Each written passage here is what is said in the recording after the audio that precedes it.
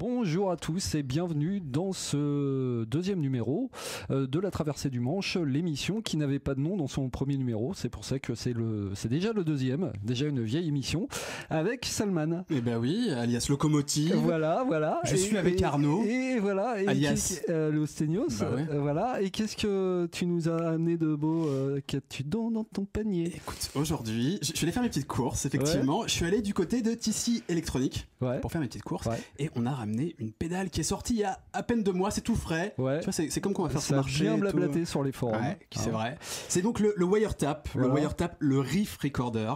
Voilà. Est-ce que tu sais toi ce que c'est le Wiretap? Alors j'avoue qu'au départ j'ai pas compris, même à la fin d'ailleurs j'ai toujours pas bien compris. C'est vrai faut pas le dire encore ça. On a vu débarquer cette petite pédale de TC dans le sillage de tous les loopers qui est sorti ces derniers mois. Donc on s'est dit bon voilà ils savent faire les petits enregistreurs comme ça. Et c'est vrai que quand j'ai vu le truc, je comprenais pas bien le concept. Ça, à mon grand étonnement, ça a beaucoup discuté sur les forums autour de ce truc, comme quoi TC avait raison, il y avait sans doute une attente. Voilà. Alors, on va peut-être quand même expliquer ce que c'est. Ouais, voilà, présente-la nous.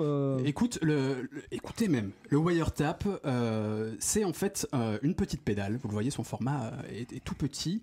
On la place en amont de l'ampli. Et elle permet d'enregistrer en fait le son de sa guitare, alors soit avec des pédales, soit sans ces pédales, mais en tout cas en amont de l'ampli. En gros, on fait un clic, ça enregistre, on garde ses idées, il y a une application Bluetooth, on peut partager, voilà un peu le principe si tu veux. Ouais, ça me rappelle un truc que Line 6 avait tenté il y a quelques années, qui a été un énorme four d'ailleurs. Peut-être qu'ils étaient trop en avance, ou peut-être que les gens n'ont pas besoin de ce genre de produit. C'était le backtrack de Line 6 qui existait dans 2 versions. On l'avait testé. On avait testé la version d'ailleurs avec micro, parce que ça pouvait aussi faire office de dictaphone. Et le principe du backtrack, c'est que ça enregistrait en continu, c'est-à-dire ça pouvait enregistrer, je sais plus, 4 heures d'audio en continu, et puis une fois que ça arrivait au bout du support, ça effaçait le début. Et donc c'était comme si un enregistreur vous espionnait tout le temps, et qu'au moment où vous chopiez une idée, il suffisait de lui dire hop, garde ça. Donc voilà, le concept était intéressant, mais ça n'a pas du tout marché. Tant pis pour Line 6. Bon, voyons ce que TC nous propose dans ce registre-là. Écoute, en tout cas, elle se démarque déjà sur plusieurs points par rapport à ce qu'avait pu faire Line 6 avec le backtrack. On a 8 heures d'enregistrement cette fois, alors qu'on était bridé à 4, il me semble, sur Line 6. Okay. Et puis on a une utilisation différente, là où Line 6 proposait en fait un enregistrement continu, et lorsqu'on était content de quelque chose qu'on venait de jouer, on appuyait sur un bouton, et là on sauvegardait. Là c'est un système différent, on appuie avant, c'est-à-dire que ça marche comme un enregistreur en fait, assez simple. Un coup de foot switch, je joue, je stoppe quand je le souhaite, je peux aller jusqu'à 8 heures en continu si je veux, mais je peux juste m'arrêter à un riff, et ensuite je peux le rejouer, je peux naviguer entre les précédents sons, etc. Voilà un peu le principe du Wiretap. Ce que je te propose, c'est qu'on jette un petit coup d'œil à quoi ça ressemble. Jetons. Bah ouais. Alors en gros, très très simple comme vous le voyez, format mini, un peu comme le Ditto, tu sais, le premier du nom. Oui, t'as les mini de TC, voilà, c'est blanc, c'est bleu et c'est marron. Écoute, moi je trouve pas ça super joli, c'est pas moche non plus. Non. Et tu vois, ils nous ont fait des petits boutons un peu vintage, tu vois, carrés, on se croirait sur un magnéto, tu vois, ou un... Ouais, et puis on sent que c'est pas pour les gros geeks, hein. C'est genre 3 boutons, enfin voilà, c'est simple. Exactement. En gros, on a un foot switch qui permet d'activer la pédale, d'enregistrer. Jusque là, je suis. On a un bouton lecture pour écouter ce qu'on vient d'enregistrer, tout simplement. Et puis, on a 2 boutons avant et arrière pour naviguer entre les sons qui ont été enregistrés dans la pédale. Sur le côté, on a évidemment donc une entrée pour l'alimentation, sachant que l'alimentation n'est pas fournie. Moi je trouve ça un peu dommage aujourd'hui de pas fournir une alimentation, surtout que ça marche pas avec des piles non plus. Donc sur ce petit format, c'est le vice des mini pédales, hein, c'est que ils veulent que ce soit mini en taille et ils veulent que ce soit aussi mini en prix, c'est ce qui les rend très attractives. Mais voilà, en général, après faut se débrouiller pour la lime. Alors bon, ceux qui ont une lime multiple là pour mettre plein de pédales, ils s'en foutent un peu. Mais c'est vrai que c'est voilà. En fait, si tu veux, ce qui est dommage, c'est que on le verra assez vite, c'est quand même une pédale qui se destine au nomadisme, à être bougée, à être utilisée dans différents endroits.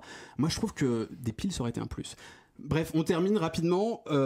une entrée USB, parce qu'on peut connecter la pédale à son ordinateur. Alors c'est uniquement pour récupérer les fichiers qu'on a enregistrés. Et puis évidemment, entrée, sortie jack, voilà. Très classique, très simple. On est vraiment dans la lignée des Ditto, de ce que fait ici Electronic. On passe peut-être à l'utilisation, comment ça marche. Voyons, montre-nous. Écoute, c'est très simple. En gros, j'ai une guitare entre les mains.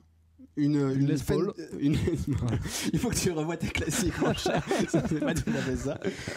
Une Strat, c'est une American Standard de cette année. Elle est branchée dans le wiretap directement, qui lui-même sort dans un camper, donc, et qui lui-même après rentre encore dans le carte son. Voilà, c'est énorme, c'est énorme, c'est fou. Donc, on va écouter un peu ce que ça donne. Tu vois, je joue ma guitare, ma Les Paul. Tu joues de la guitare. Exactement. Quand je suis content d'un truc, j'ai trouvé ce petit accord, c'est joli, allez, hop, je me mets à enregistrer.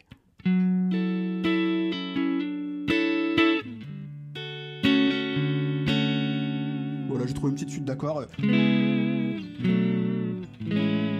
j'aimerais ne pas l'oublier, donc hop, je suis content de mon enregistrement, je le stoppe. Ok. Maintenant, j'ai deux possibilités. Soit j'appuie sur lecture.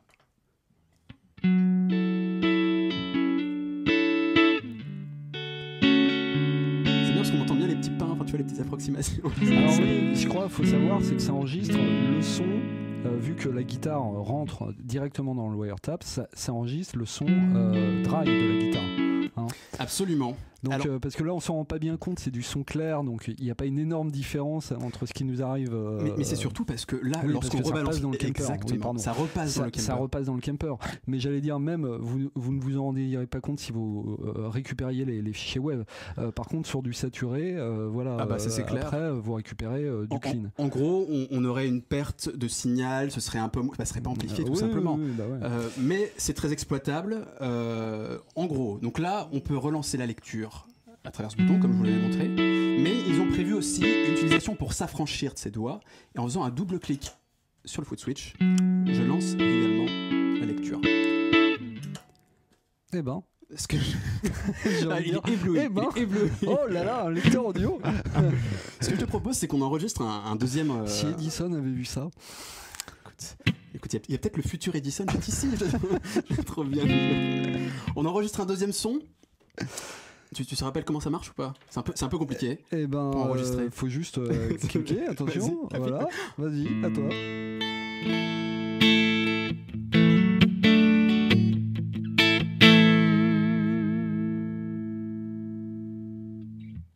Et je clique. J'aimerais bien avoir un assistant. Et attention, ça, je double-clique pour lancer. Et donc ça, c'est le dernier riff. Voilà. Et alors, si je veux le précédent... Oh là là, il est trop fort. Je sais pas comment il fait. Oh là là. Et si je veux revenir à l'autre, pif. On fait tout ce qu'on peut pour faire durer la vidéo, hein, parce que écoute, j'ai quand même que 2 fonctions sur la pédale. On peut quand même dire un truc, on peut naviguer, tu vois, quand on a lancé la lecture, on peut aller avant ou en arrière. Ouais. Par contre, s'il n'y a pas de lecture enclenchée, on peut pas aller en avant en arrière. La première lecture sera forcément le premier riff. D'accord. Ça c'est un tout petit peu dommage pour la navigation, je trouve. D'accord. Un autre point, par exemple, tu vois, en faisant le double-clic, je lance mon riff.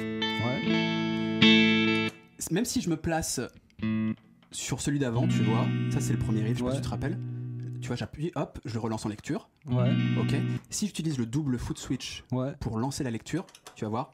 Ah oui. J'ai le deuxième riff. Ah ouais. En fait, si vous voulez, avec cette fonction, on voit que ici, clairement, ils n'ont pas voulu qu'on utilise ça comme pour lancer des samples, comme un looper, etc. Ouais. À chaque fois que tu double-cliqueras avec ton pied, ça sera uniquement le dernier. Tu pourras pas naviguer à travers le pied. Ouais. C'est une petite limitation. Ceci dit, on sent que cette navigation dans ce que vous avez enregistré, elle est, enfin, à la fois il y a un paradoxe entre le fait de vous permettre d'enregistrer 8 heures de matos, c'est-à-dire qu'à la fin ça peut faire à peu près 2500 riffs, et le fait d'avoir précédent suivant. Vous imaginez si vous avez, je sais pas, une centaine de riffs enregistrés sur la pédale, précédent suivant, c'est relou. Et du coup, mais comment fait-on, j'ai envie de dire, quand on a des centaines de riffs Écoute, il y a un truc, l'élément qui permet à cette pédale de se démarquer, c'est sa connectivité. Et sa connectivité Bluetooth. Ah. Alors, en gros, comment ça marche le Bluetooth? C'est très simple, on va avoir besoin d'un iPhone. Il se trouve que quelqu'un ici a un iPhone. Voilà. Alors, je vais devoir utiliser ton iPhone. Tu me prêtes ton téléphone? Voilà. C'est vrai, tu me le prêtes? Il est là. Alors, on vous fait une petite capture d'écran pour que vous suiviez parce qu'il est sur la table. Alors, voilà, et donc on a l'application. Je te laisse. Déjà, évidemment, vous êtes dans vos réglages, vous enclenchez le Bluetooth sur votre téléphone, vous téléchargez l'application Wiretap Riff Recorder de TC Electronics. Elle est disponible sous iOS à partir de l'iOS 8, donc c'est les iPhone 5, à partir de l'iPhone 5. Dispo sous Android aussi, sous le Google Store. Également, théoriquement pour iPad. Bon, il se trouve que TC Electronics, en gros, ils nous disent il y a une application iPad, mais elle marche moyennement. C'est un peu ce qui nous sort. Je pense qu'ils l'ont adapté rapidement, en gros, de la version iPhone.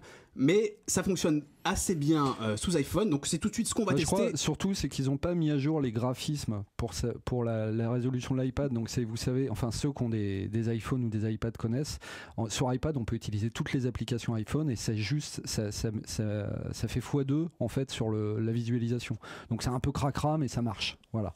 Et donc là, oui, on a lancé. Je me permets juste, ça marche, mais rappelle-toi que sur l'iPad, j'ai eu des problèmes. Oui, j'ai pas réussi. Alors je sais pas, on a un iPad 2 à la rédaction. Ouais. Est-ce que c'est lié à la version de l'iPad? Est-ce que c'est lié à l'application iPad? Je sais pas, mais j'ai pas été capable d'appairer l'appareil, la pédale avec l'iPad en Bluetooth. Ouais. Par contre, aucun problème avec l'iPhone. Je pense que si on suit les recommandations de TC, à savoir iOS sur iPhone et puis Android, ça fonctionnera sans problème. L'iPad, sachez qu'il peut y avoir quelques petits soucis. Si vous avez un téléphone à 900 balles, ça marche, rassurez-vous, il n'y a pas de problème. C'est ça.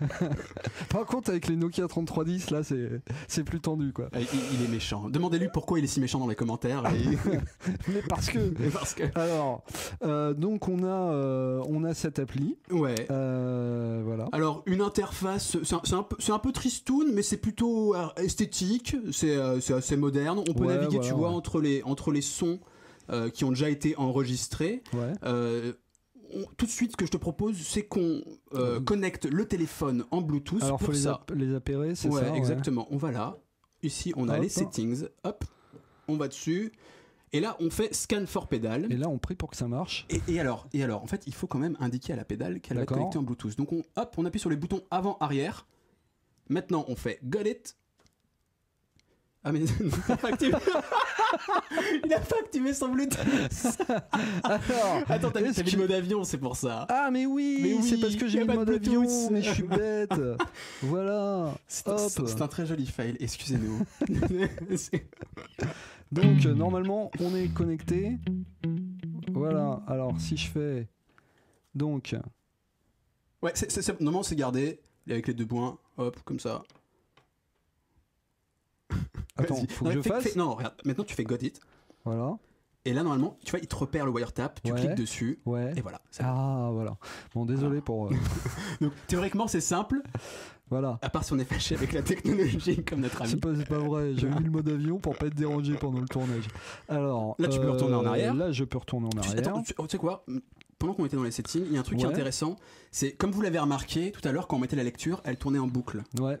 Le fichier audio tournait en boucle. On peut choisir aussi de le faire jouer une seule fois. Ouais, on configure la façon dont la pédale fonctionne. Okay. Parce que en fait, ce qui est intéressant, c'est que la connectivité, c'est vraiment, c'est une dialectique. C'est-à-dire que à la fois la pédale donne de l'information au téléphone et le téléphone donne de l'information à la pédale. Et donc on peut piloter la pédale depuis là. C'est beau. Quand en gros là, si je fais play once, est-ce que quand il aura joué un des extraits que j'ai enregistré, il va jouer le suivant ou il va s'arrêter? Ah non, il s'arrête. Il enchaîne pas les extraits. Ok. Tu sais quoi? Regarde ce qu'on va voir pour voir un peu l'interactivité. Tu sais, je vais enregistrer maintenant que c'est ensemble. Allons-y. Je vais enregistrer. Normalement. Qu'est-ce qu'il me fait? Pourquoi il veut pas? Ah, je sais pourquoi. Je sais pourquoi. Bon, excusez-nous. c'est le test des fails, c'est horrible. En fait, si tu veux, il faut mettre l'application en mode téléphone ou en mode pédale, contrôle de la pédale. Là, tu vois, je contrôle la pédale. D'accord. Là, je contrôle le téléphone. D'accord. Si je contrôle la pédale, hop, je fais un enregistrement. Ah, et t'as vu, automatiquement. Regarde la petite bobine qui tourne. Voilà, et on va voir la forme d'onde.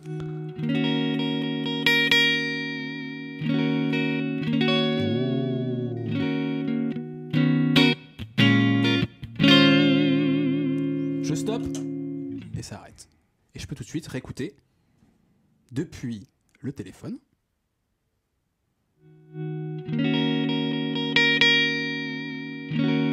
Et là, du coup, pour que vous compreniez bien, ça repasse dans... Enfin, ça fait jouer la pédale et donc ça repasse dans le camper. Enfin, voilà. Voilà. Ce que je veux dire, c'est que ça ne sort pas là du téléphone. Ça suit toujours le même Exactement. trajet. Tout à fait. Ça commande bien la pédale. Alors, sachant que je peux, dans certains cas, faire sortir du son du téléphone, puisque, en gros, tu vois, là, je peux naviguer entre mes différents sons. Comme ça, par exemple, tu vois, sur un son qu'on avait enregistré précédemment. C'est celui qu'on vient d'enregistrer, qui s'est automatiquement mis ici.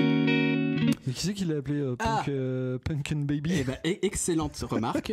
Il faut savoir que TC Electronics s'est fait plaisir. Ils se sont fait plaisir. Et en fait, il y a il nomme automatiquement, dès qu'un son est créé, c'est nommé automatiquement. Ah, mais ça, c'est excellent.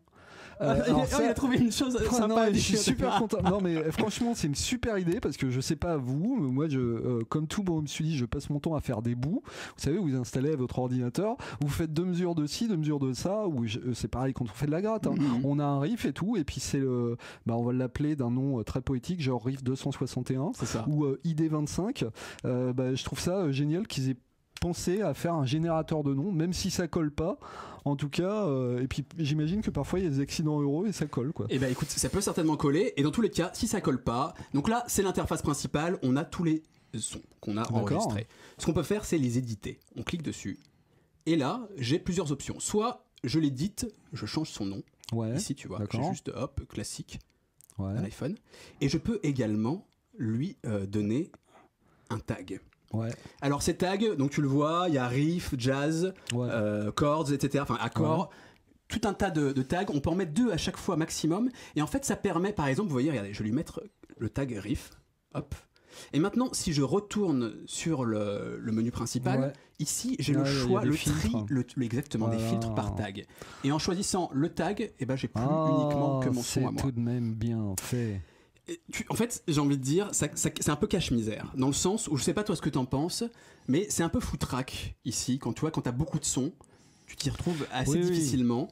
Et vraiment, effectivement, le moyen de navigation principal, c'est les tags, et comme ça, hop, tout de suite on écrème, on filtre effectivement. Disons qu'il y a peut-être, il manque peut-être encore des filtres et des machins, parce que un tri par date, par période serait intéressant. Pourquoi pas créer des dossiers, des choses comme ça, ça aurait été énorme. Ça aurait parce été très que là, bien. si vous trimballez 8 heures en riff, oui, effectivement, vous pouvez avoir des centaines, voire des milliers de bouts de son, et pouvoir naviguer dedans plus simplement. Enfin bon, les tags c'est pas mal, et je note, j'adore l'histoire des noms. Là. C'est vrai que ça c'est un bon point, on est d'accord. Alors il y avait autre chose dans l'édit. Oui, exactement. On retourne sur l'édition. Alors, qu'est-ce qu'on a d'autre comme bouton? Bon, alors là, c'était pour revenir en arrière, vous l'avez compris, j'ai déjà cliqué plus d'une fois. Donc là, c'est la lecture. Ici, on a un petit outil d'édition. Alors, en gros, c'est très simple, c'est coupé, c'est ajusté. On veut enlever le silence au début d'un morceau, d'un riff, etc. Ça fonctionne assez simplement, c'est tactile. Tu vois, là, regarde, hop, je choisis où je veux que ça commence. Là, je me déplace, je choisis où c'est que je veux que ça se termine. Et ensuite, lorsque j'ai sélectionné, tu vois, là, j'ai choisi pour plus avoir de silence, j'appuie sur Save Copy. Alors, il va pas enregistrer par-dessus ce que j'ai fait, mais il va me créer une autre version. Ah oui, d'accord. Exactement. Alors, ce qui fait qu'on se retrouve très vite avec beaucoup d'enregistrements. Oui, surtout que, on a cherché un peu dans la pédale et on n'a toujours pas compris comment effacer. Alors, sur le téléphone, parce que sur la pédale, tu peux effacer très facilement. D'accord. En restant appuyé sur le bouton Play. Voilà, donc ça, c'est pas un problème. Sur le téléphone, en tout cas. Sur le téléphone, introuvable. Je sais pas ce qu'ils ont fait ici, mais tu remarqueras, moi je sais pas ce que tu penses de cette application, elle fonctionne. Il y a des trucs utiles, mais c'est pas forcément ultra intuitif. Oui. Ça demande. C'est un premier jet, on va dire. Ça demande à être. Il manque des fonctions, et puis c'est vrai que oui, par exemple, on n'a pas trouvé comment effacer les sons. Alors c'est quand même basique, quoi. Et puis je pense que les gens vont passer leur temps à trimer des riffs, et puis à se prendre la tête pour effacer l'ancien riff qui est pas trimé. Là, ils auraient pu le proposer au moment où on sauvegarde, quoi. Dire voulez-vous écraser l'ancien riff ou en créer un nouveau. Exactement, ça aurait été très pratique. Donc bon, Je pense, bon, après c'est une appli, ça va évoluer. Exactement. Dans tous les cas, écoute, avoir intégré un outil d'édition, c'est quand même intéressant. Ouais. Moi, je lui reprochais juste un élément. Il y a le partage aussi. Oui, tout à fait. On montrera, mais je reprocherais quand même quelque chose à l'édite. Ouais. C'est que si tu veux, lorsque on fait, par exemple, tu vois, on réduit. Et imaginons, je voudrais faire une boucle parce qu'on a vu que ça tourne en boucle à un moment. Ouais. Je pourrais choisir ma petite mélodie que je trouve sympa.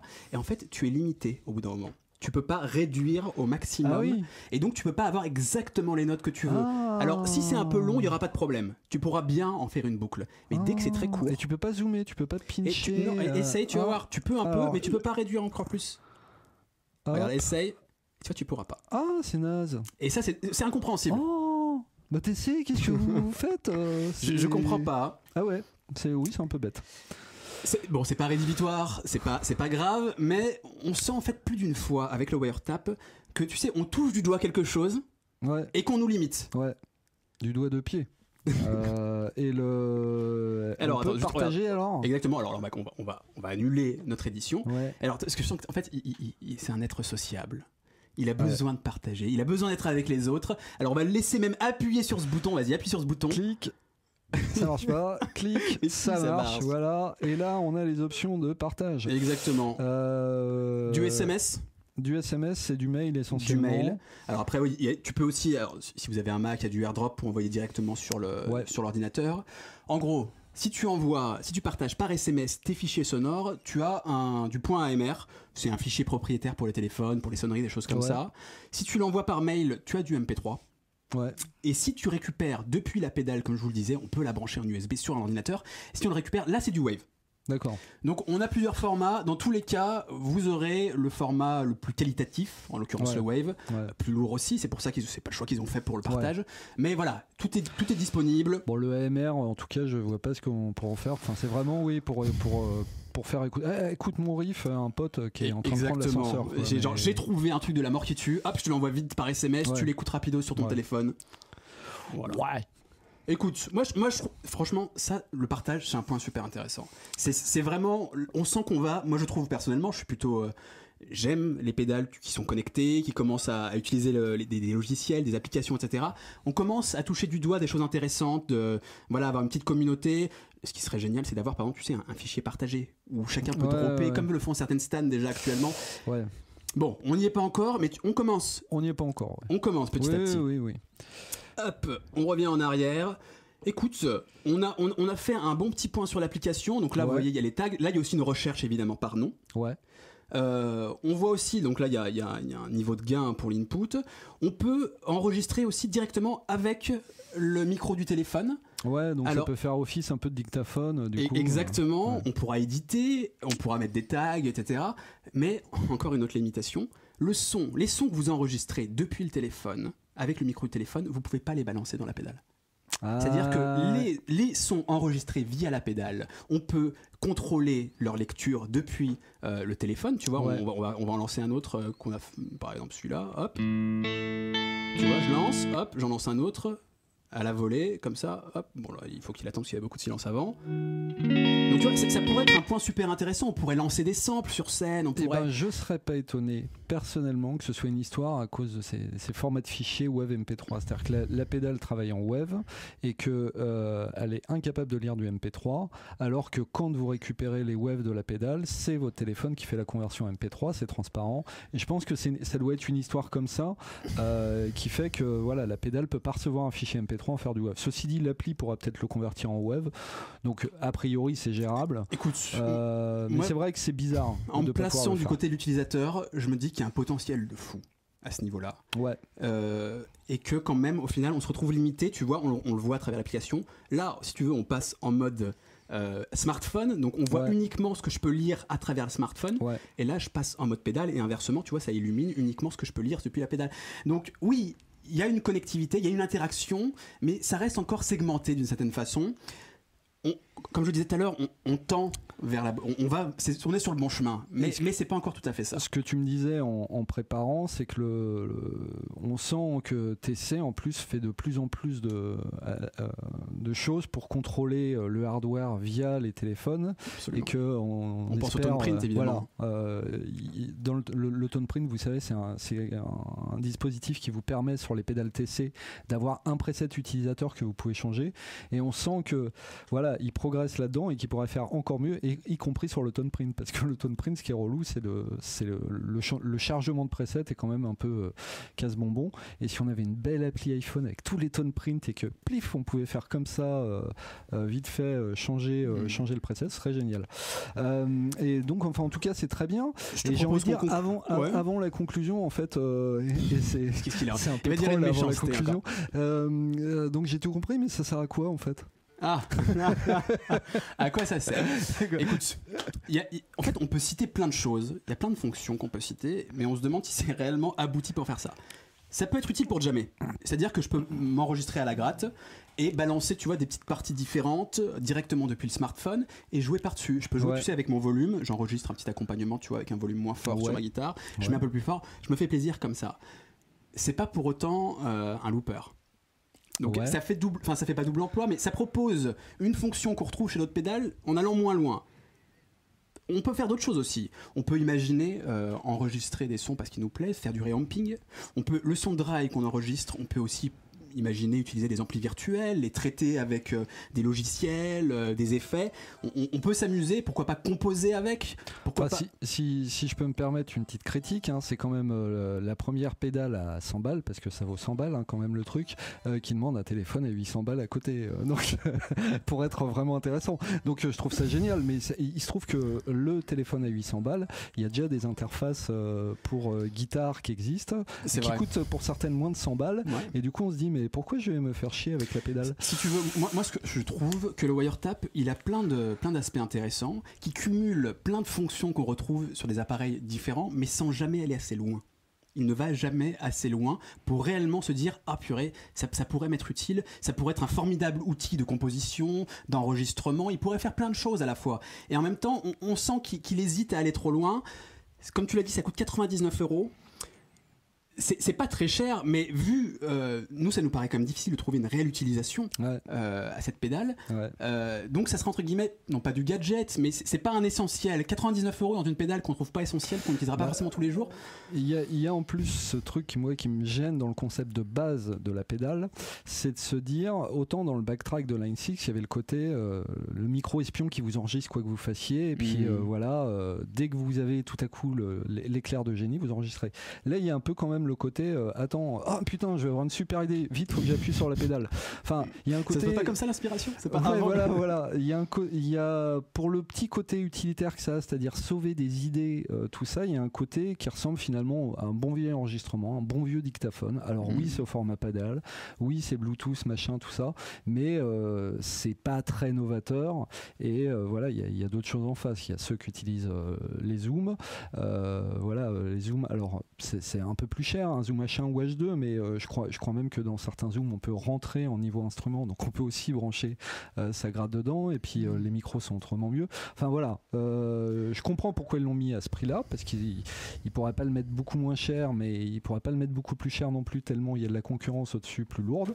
Mais c'est vrai que on a l'impression que je suis curieux de voir s'ils feront un wiretap pro ou un truc un peu plus... Tu sais, moi, ce dont je rêverais, c'est que toutes ces fonctions d'enregistrement, de connectivité, Bluetooth, etc., ils l'intègrent au prochain Looper Ditto. Parce qu'en fait, tu vois, ça fait sens. On connaît l'expertise. Moi, j'aime bien personnellement les loopers Ditto. On connaît l'expertise de Tisky dans ce domaine. S'ils intégraient l'ensemble de ces fonctions au sein d'un looper qui, en plus, permettrait vraiment d'être utilisé comme un boucleur classique, quoi, ça ferait un truc différenciant. Il n'y a pas d'équivalent. C'est super intéressant. Alors, sur le Jamman, par exemple, il y a quelques fonctions similaires, mais on n'a pas la connectivité Bluetooth, etc.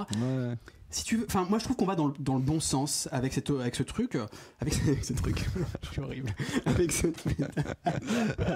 le wiretap riff recorder. On va dans le bon sens.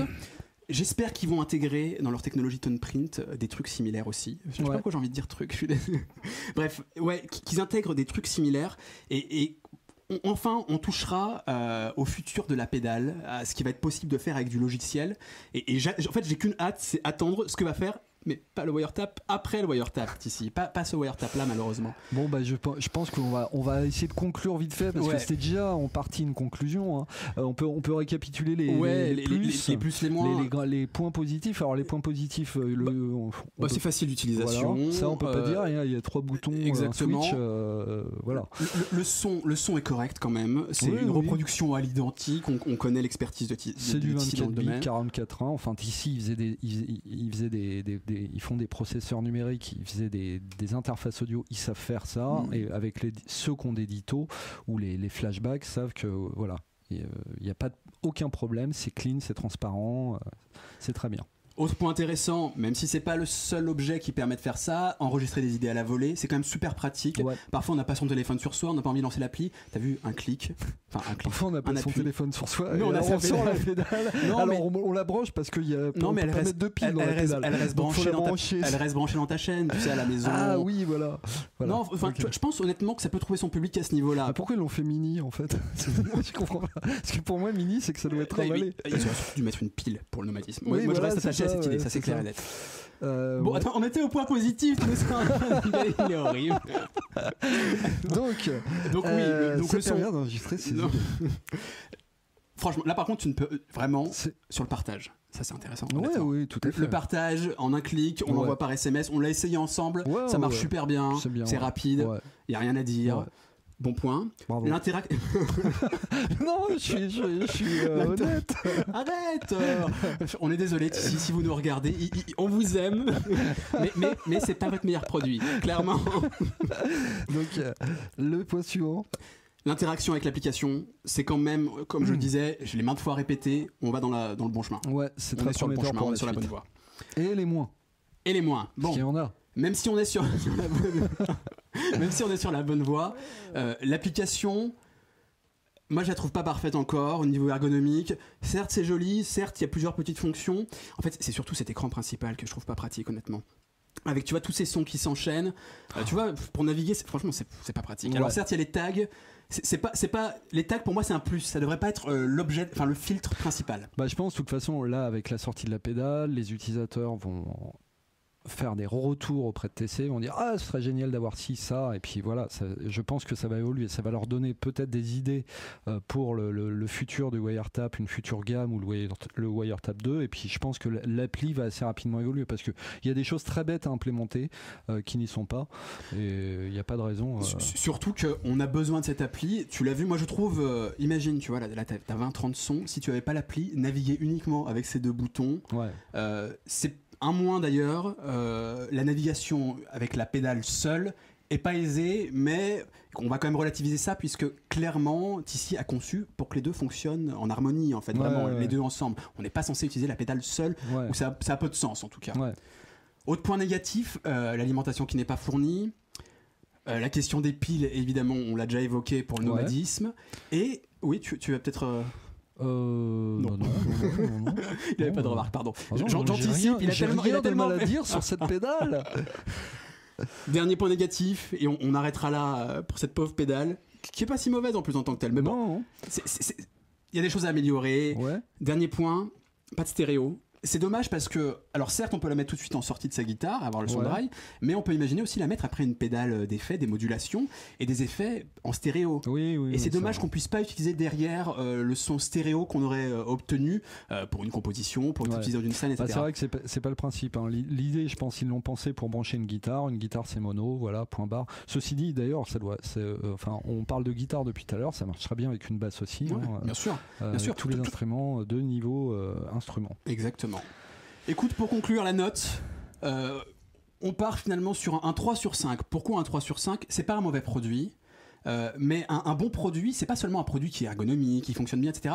C'est un produit bien pensé, avec un but qui apporte en fait sa pierre à l'édifice, avec une utilisation. On offre un service à des guitaristes et ça va leur être utile au quotidien. Et bah là on passe un peu à côté avec le wiretap. C'est pas un mauvais produit, il y a plein de trucs réussis, mais c'est mal pensé. On sait pas à quoi ça sert. Il y a plein de fonctions super cool, mais qui auraient d'être intégrées en fait à d'autres pédales, tout simplement. Bien. On va en rester là. Hein. C'est alors donc si ce premier, deuxième numéro dont traverse le manche vous a plu, n'hésitez pas à tweeter, liker, facebooker, tout ce que vous voulez. Réagissez bien sûr dans les forums. Et puis voilà, ne me reste qu'une seule question. Elle sert à quoi en fait la pédale ? Je sais pas. J'ai toujours pas compris. Ciao. À bientôt.